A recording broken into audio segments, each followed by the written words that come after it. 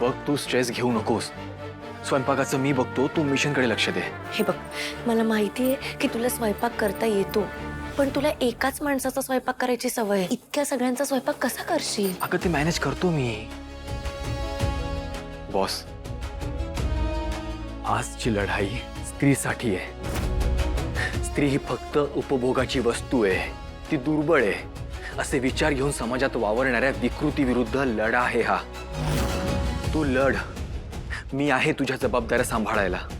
तुझ्यासारखा पुरुष जर प्रत्येक स्त्रीच्या आयुष्यात आला तर किती सोपं होईल ना आमचं आयुष्य. हे संस्कार माझ्या आईने केलेत माझ्यावर. मला तिला बघूनच कळलं की स्त्री ही कधीच दुर्बळ नसते. उलट तिच्यात स्त्री आणि पुरुष या दोघांच्या जबाबदाऱ्या पार पाडण्याची ताकद असते. स्त्री ही कितीतरी पटीने पुरुषांपेक्षा जास्त ताकदवान असते. खरा पुरुषार्थ स्त्रीवर अत्याचार करण्यात नाही, तिचा सन्मान करण्यात असतो. आजची लढाई एका स्त्रीसाठी स्त्रीची आहे आणि मला पूर्ण विश्वास आहे की तू जिंकूनच परत येशील. तू लढ, मी आहे. न्याय संरक्षणाय, अन्याय विनाशाय. बॉस, या त्या मुलीच्या घराजवळच्या शाळा आहेत. इथे इंटरनॅशनल स्कूलचं कन्स्ट्रक्शन सुरू आहे. माहिती आहे ही शाळा? त्यामुळे तो इथे नसणार.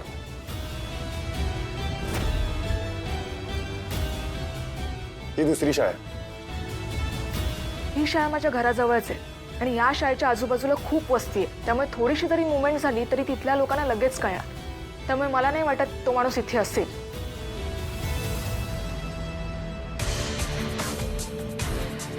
बॉस, माझ्या एका पंटरने एका शाळेजवळ संशयास्पद हालचाली होताना बघितल्यात. कुठली शाळा? राजस्वामीनगर, सरकारी शाळा क्रमांक 2. Techno details. बॉस, शाळा 2010 साली बंद झाली. म्हणजे शाळा गेली 15 वर्ष बंद होती, म्हणजे इथे फारसं कोणी येत नसणार.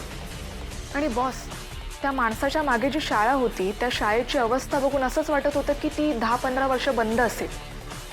म्हणजे तो माणूस इथेच असणार. बॉस, आम्ही रेडी आहोत. Waiting for orders. अटॅक कधी करायचा सांगा boss.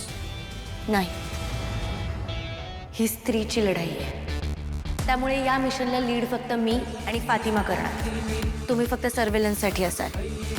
Fatima, ready? Yes boss. काहीही झालं तरी त्या मुलीला सुखरूप घरी पोचवायची जबाबदारी आपली. Fatima, boss, all the best. Thank you sir.